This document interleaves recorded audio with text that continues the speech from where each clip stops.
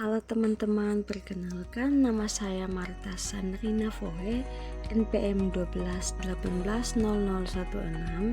Saya dari program studi agribisnis Fakultas Pertanian Universitas Timur. Saya semester 7. Pada kesempatan kali ini saya akan membawakan materi tentang teori perdagangan Hackers-Ohlin dalam mata kuliah perdagangan internasional.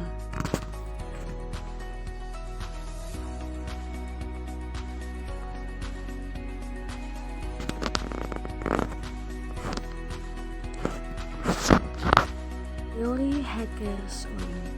Teori HO dikemukakan oleh ahli ekonom asal Swedia yaitu Eli Hackers dan Bertil Ohlin.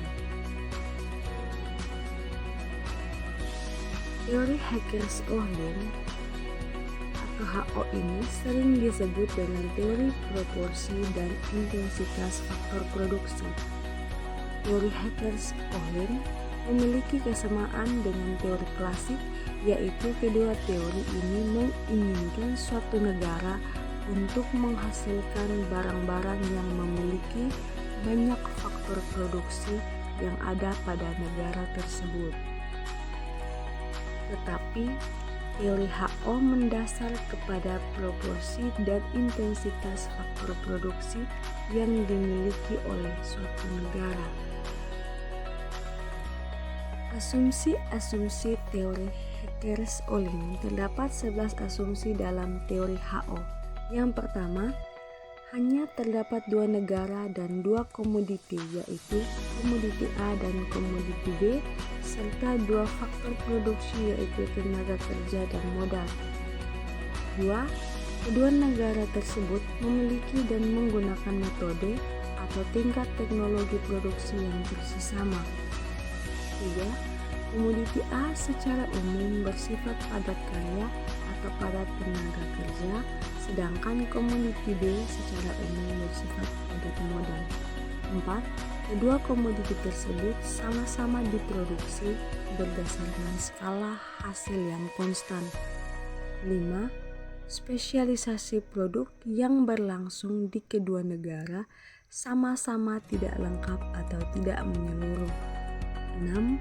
Selera atau preferensi permintaan konsumen kedua negara persis sama. 7. Terdapat kompetisi sempurna dan pasar produk dan dalam pasar faktor produksi. 8. Terdapat mobilitas faktor yang sempurna dalam ruang lingkup masing-masing negara, namun tidak ada mobilitas faktor antar negara. 9. Sama sekali tidak ada biaya transportasi, tarif atau berbagai bentuk hambatan lainnya yang dapat mengurangi kebebasan arus perdagangan antar kedua negara. 10. Semua sumber daya produktif atau faktor produksi pada setiap negara dapat dikerahkan secara penuh dalam kegiatan produksi. 11. Perdagangan internasional yang terjadi sepenuhnya seimbang atau total nilai ekspor sama dengan total nilai impor.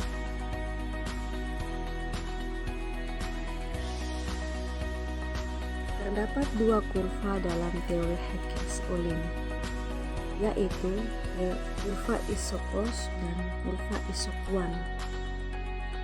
Yang pertama, kurva Isokos merupakan kurva yang menggambarkan total daya produksi yang sama. Yang kedua, kurva Isokwan merupakan kurva yang menggambarkan total kuantitas produk yang sama. Menurut teori HO, perdagangan internasional terjadi disebabkan oleh perbedaan opportunity cost suatu produk antara negara satu dengan negara lain.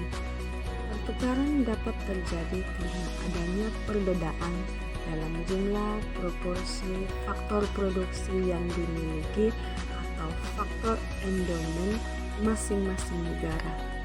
Negara-negara yang memiliki faktor produksi relatif banyak atau murah dalam memproduksinya akan melakukan spesialisasi produksi dan mengekspor barangnya, dan sebaliknya, negara akan mengimpor barang tertentu jika negara tersebut memiliki faktor produksi yang relatif langka atau mahal.